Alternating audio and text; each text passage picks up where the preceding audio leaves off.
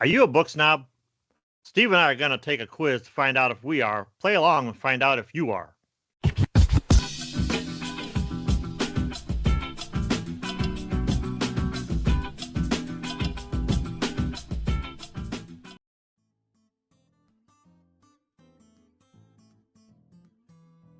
I'm Paul.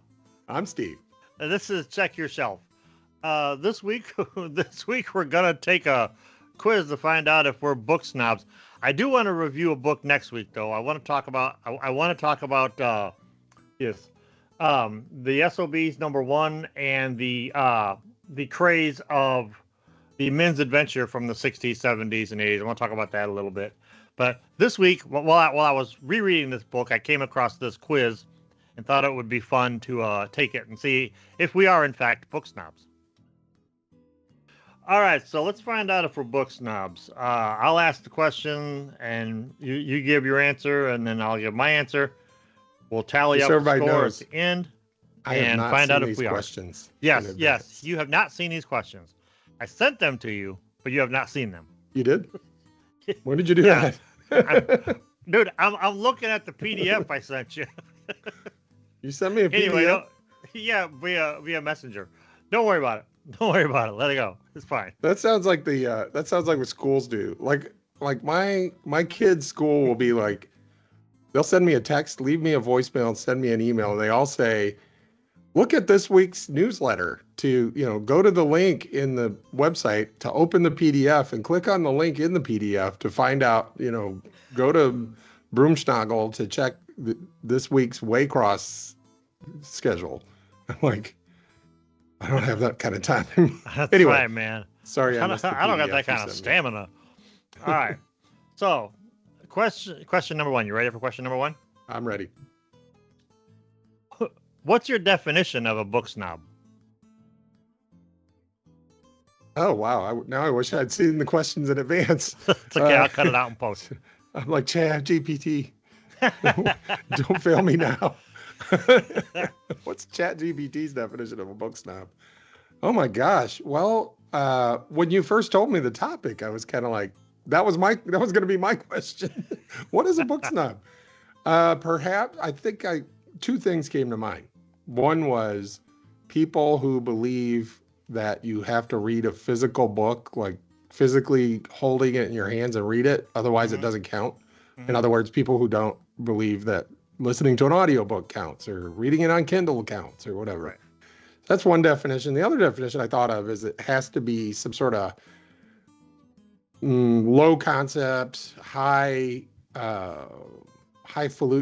Is falutin a word? It can't just be regular falutin. It has to be highfalutin, like none of that important, sort of like we talked a few weeks ago. It has to you have to be extra smart to be able to get it, right? And if you don't get it, you're supposed to kind of feel a little bit dumb. So stuff like action adventure or airport books that you just grab to read on a plane. That's not really. That's like, okay, you can do that, but that's just like bubble gum. That's just being entertained. And why would you do that? You should be reading artsy books. That might be another definition. Yeah, I tend to think of book snobs as people who only read like old books to make themselves feel smart. They look down on anybody that reads anything that isn't kind of like what you said. Anything that isn't like, well, we had the discussion about War and Peace. Yeah. Like you have Gulag Archipelago. You have to like enhance yourself. This pedestrian stuff we used to buy in drugstores and stuff, that's for the masses. This stuff has to enlighten you and make you feel smarter than everybody else. That's my definition of a book snob. Would it be, maybe a simpler definition might be if you go to the bookstore or the library, you go to the literature section. You go to any genre section, you're not really reading. That's a pretty good point, A book snob only goes to the section called literature. Yes, yes. How many points was that one worth? It's worth, it's like, whose line is it anyway? The points don't matter. Just keep track of your scores. Everything's made up and the points don't matter. Got it. That's right. I'm going to give myself a C on that one. All right. Is there a type of genre you would never consider reading? I don't think so.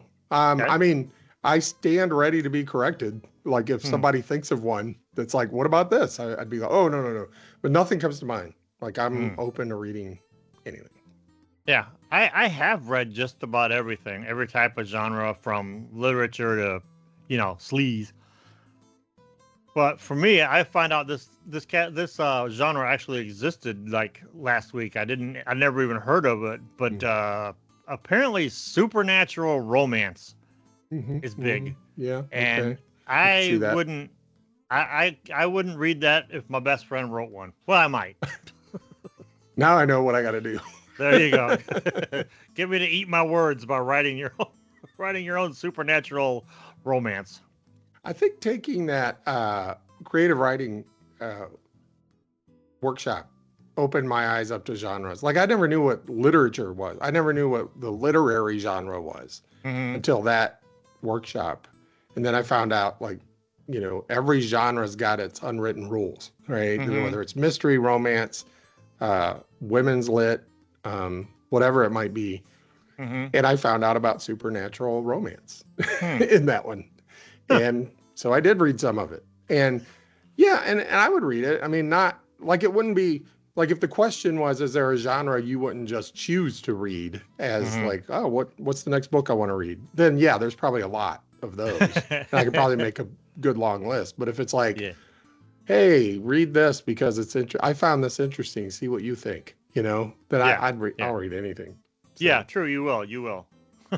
I'm gonna give myself 4 points on that one. So you got to see with that first answer. Yep. 4 points for this one. All Yep. right. You're Okay. cooking. Yep. All right.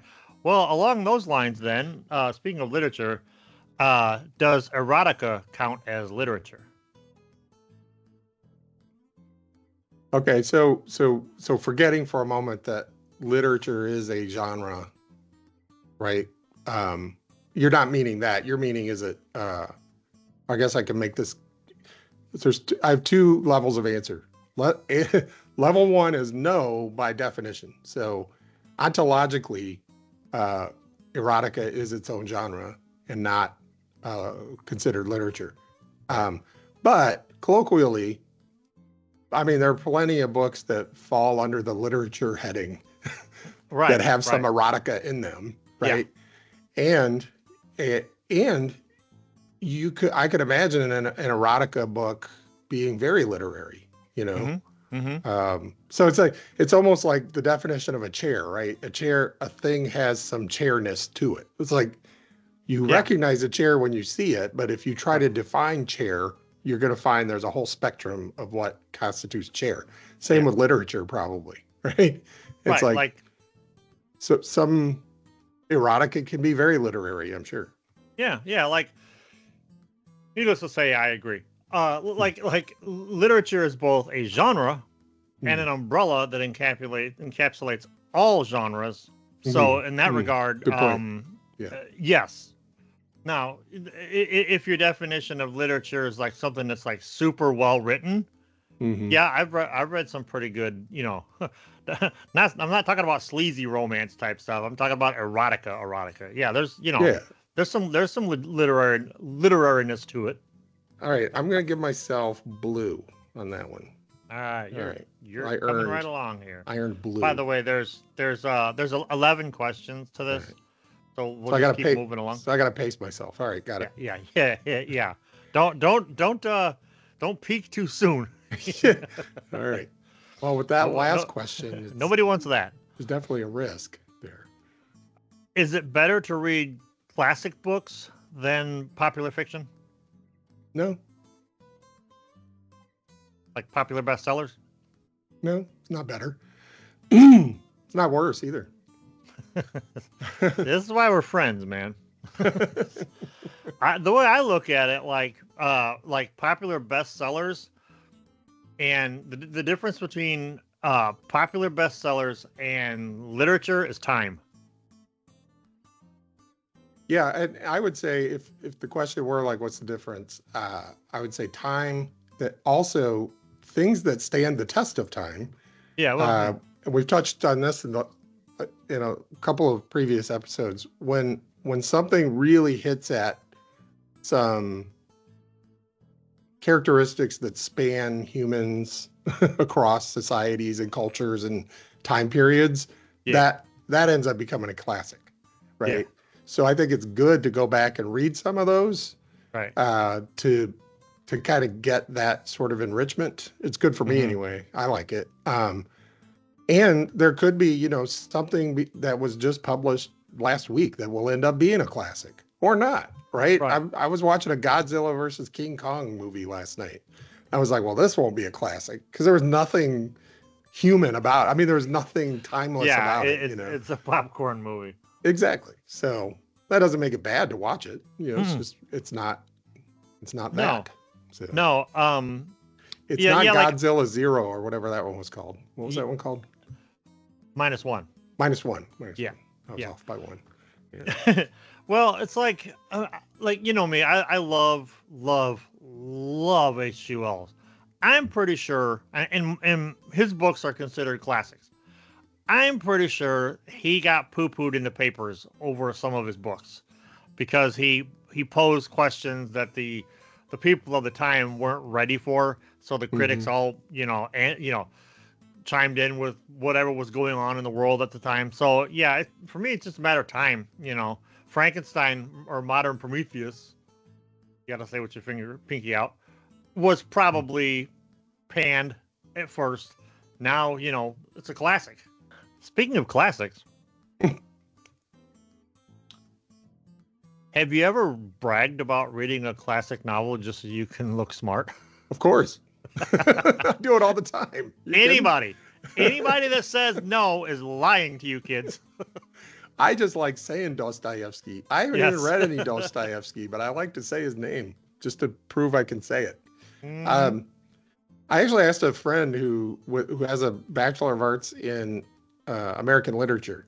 I asked him for a list. I said, give me a list of what I should have read by now to consider myself well-read. And I told people every chance I got. Every single time I would be reading a new one, I'm like, I am currently reading The Scarlet Letter. And I appreciate the thing. I was like, if you've ever seen the Office episode of the Finer Things Club, I was exactly the best Oscar quote ever. He said, other than having sex with men, the Finer Things Club is probably the gayest thing about me. I was like, yes. Yeah, man. How long did I talk about E.M. Forster's Room with a View? Like, I read that. How many times did I mention that? Yeah, I think in a previous episode we did, you went on for quite a while about reading Tolstoy. Yeah, and it wasn't just because I want to sound smart, but I'd be lying if I said it wasn't part of it, you know? Well, bragging rights is fun, pure and simple. You know, and if you're in the right crowd, you know, I read that. One of my favorite things to do is like okay, in the 90s I used to belong to a writers club. We had a club for about 10 years, and some really smart people were in this group, and we had after parties and we had parties at people's houses and stuff, and a lot of crazy shit happened. But what I like to do was, like, if I knew what the book they were talking about and I'd read it, I would come at it from like the most grounded layman's terms, you know, just to show that anybody can read this stuff. You're that character in a movie that everybody assumes is just salt of the earth, you know, simple, whatever, right? And then you just start talking about this book, and they're like, "Wow, he's just a regular dude talking about this literature in a regular dude kind of way." Well, I always like it in movies and books and stuff where like that one character comes out of nowhere and lays down like some pretty deep shit, like in Clerks, the whole thing about, you know, there's a lot of women in the world, but not all of them will make you a lasagna, you know? Yeah. Just the whole philosophy, just deep right there. You know? A lot of times featuring Sam Neill's mustache. Okay. Circling back to an earlier question. All right. Do audiobooks count as books? What about comics and graphic novels? Yes to all of the above. It's like check. Yes. Check, please. 100%. Audiobooks, as we've talked before, audiobooks have been books longer than books have been books. It wasn't until the mass printing became available that people even knew what books were, right? And so oral storytelling has been around since we could put a couple of sounds together that could be interpreted as words, and probably even before that, cave paintings and stuff, So this oral tradition of telling stories is how it was done. And books just became a way to do it where you could tell the same story to 1,000 people that didn't have to be in the same place at the same time. So 100% audiobooks are books. Comics and graphic novels, absolutely. They're telling a story using words. They also have illustrations. But again, that's probably been the case for longer than books without illustrations, right? I've seen people on YouTube talking about how, they wouldn't necessarily consider comic books reading because they have pictures along with the words. And I'm like, so you mean to tell me that this copy of Dracula that I have here, or this copy of War of the Worlds that I have here, that's not reading? Okay, sure, whatever, buddy. To me, reading is like literature. It's a thing you do, Yeah. You read this, True. or it's the umbrella of consuming, because your brain doesn't know the difference between looking at something and hearing something. That's actually a really profound point that applies to a lot of different things. Like when you say, is it reading? It's like, well, by definition, it depends on what you mean by reading, I suppose. But reading is a verb, or a gerund. In case Mark's watching, I don't want him to call me out and be like, he'll be in the comments like Kermit the Frog. It's a noun in this case. It's a gerund, but it's still a noun. Like, okay, sorry. Miss Bosback might call us if Mrs. Bosback's listening. So yeah, I mean, if she was still alive and was. If you want to get super pedantic about it, it's like, is it reading? Well, are you just looking for the definition of the word reading, or are you really trying to get at something deeper? If you're trying to get at something deeper, interesting conversation. If you're just trying to talk about the definition of the word reading, totally not interested in that conversation. That's just kind of like, who cares? That's boring. But yeah, it's reading in the sense of it's consuming a story or some information, right? So and considering comics are how I learned to read, I'll fight anybody on comics. Me too. Bare chested, just let's go. Me too, meaning I'll fight anybody. Okay. As we established, I think there was other things I learned to read on, but I'll fight them if they talk about comics for sure. Right? Yeah, because this is why we're friends, Steve. Yeah. Have you ever been the recipient of someone's book snobbery? Not that I can recall, and it could be a function of it's hard to be mistaken about how I feel about things, and so people probably would avoid that with me. Good answer. Plus, the academic circles I ran in an earlier life. They may have assumed I was a book snob, but they never said anything. And if I told them I was reading whatever I was reading, they didn't dare. It's like they didn't dare say anything. And these days, so I can't recall. How about you? Well, getting back to the Writers Club, there was a guy who only his obsession was like French poetry.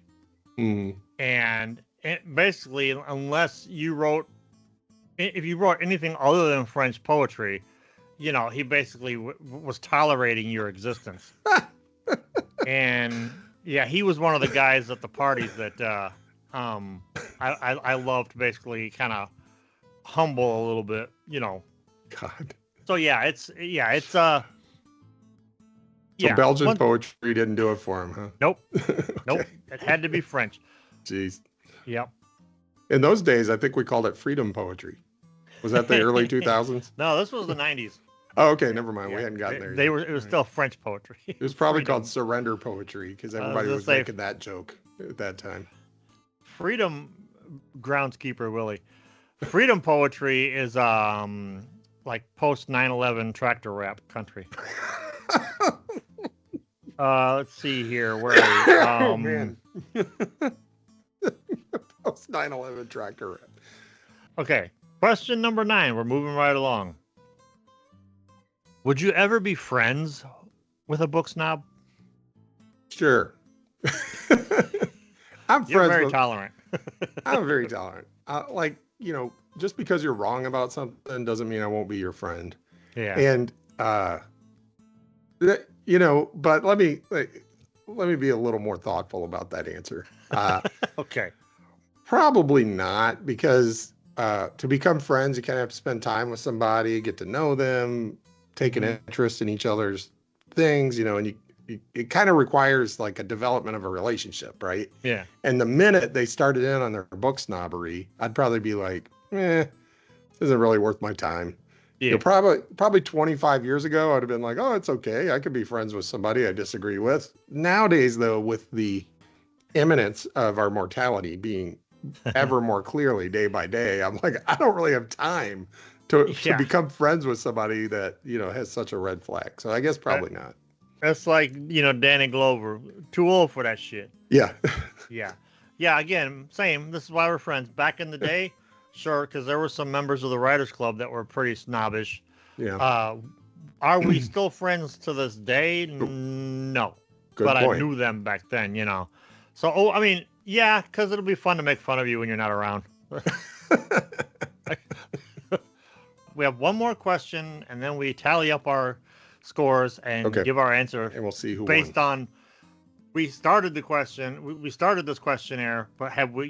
Now we have to be honest with ourselves. Yes. All right. Number 10. Are people who don't read less sophisticated than people who do?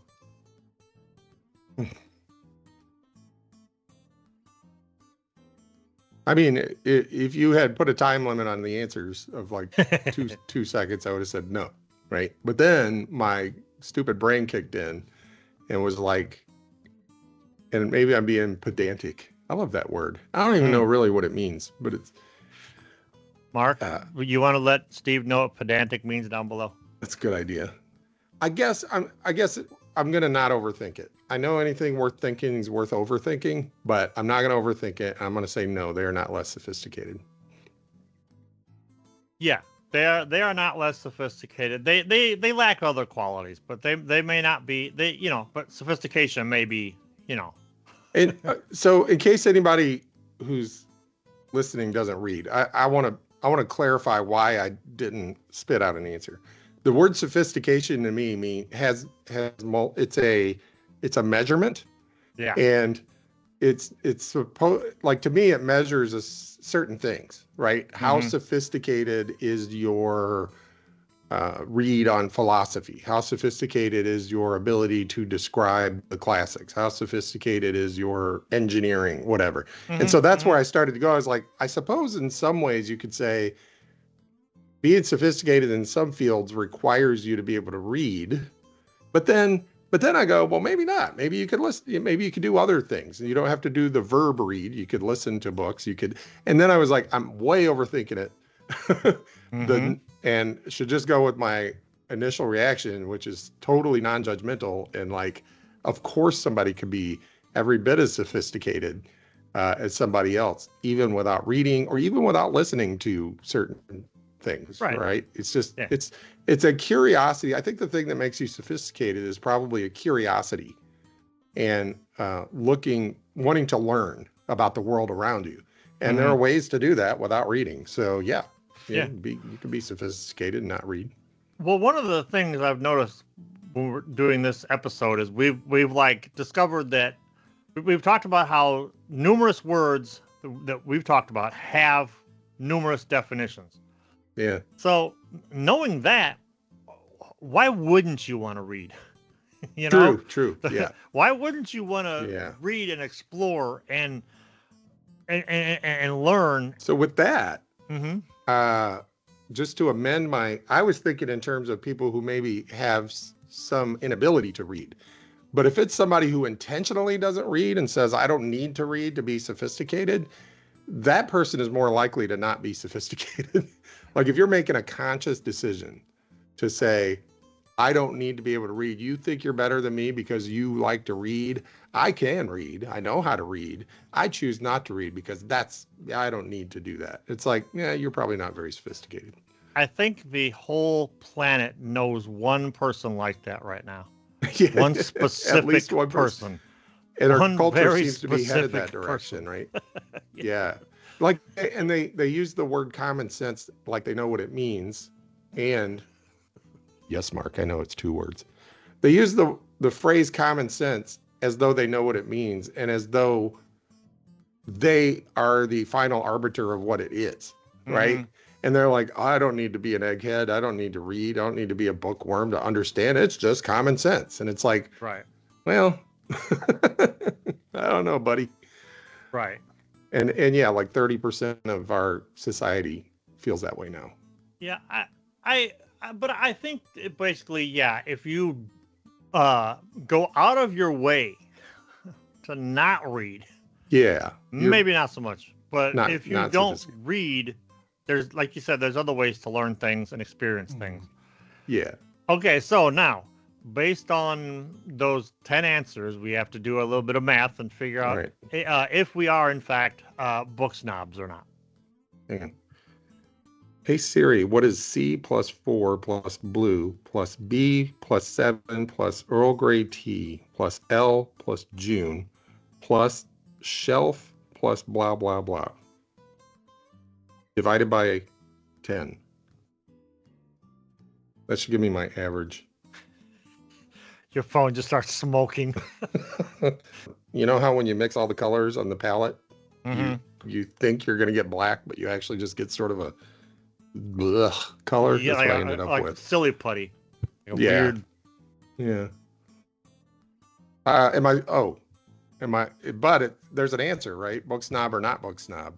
Yes. Not. I'd like to think I'm not, but deep down, I think there might be shades of it in there somewhere.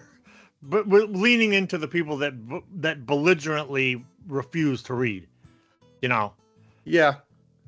Yeah, I guess the word snob, because, implies a prejudgment to me. Again, we're doing definitions of words, right? Mhm. And I suppose so. I suppose I kind of am a snob. I guess I would prejudge somebody who says, I'm capable of reading. I know how to read. There's nothing stopping me from reading, but I just don't think I need to in order to understand the world. Mhm. Yeah, I guess I do. I guess I'm a snob about those people. I'm like, well, okay. All right, buddy. They knew the risks. Yeah, they knew the risks. So I guess in that sense, yeah, I am a book snob, but in the sense of what people choose to read, how they choose to read it, what format they go for, the genre they choose, not a snob whatsoever in those instances. All right. Well, I think that pretty much closes the cover on this episode. I see what you did there. Like next week, like I said, I want to talk a little bit about some the history, a little bit of a history of Men's Adventure, but specifically, I want to talk about the first issue of what I feel is probably the greatest Men's Adventures book series ever written. I saw something behind that book. You saw that, huh? That's part of the other stuff I'm thinking. Yes, it is. All right. Well, the next time you're looking for something to read, check your shelf.